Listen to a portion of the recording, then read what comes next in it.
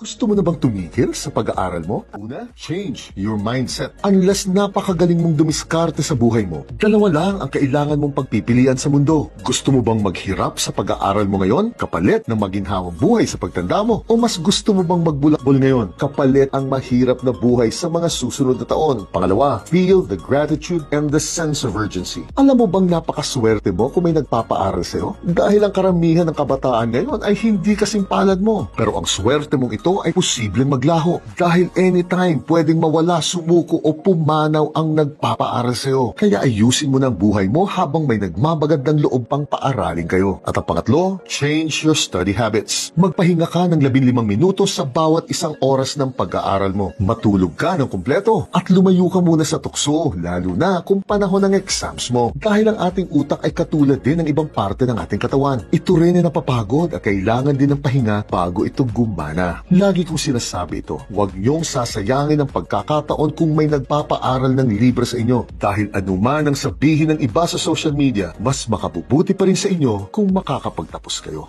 Chill.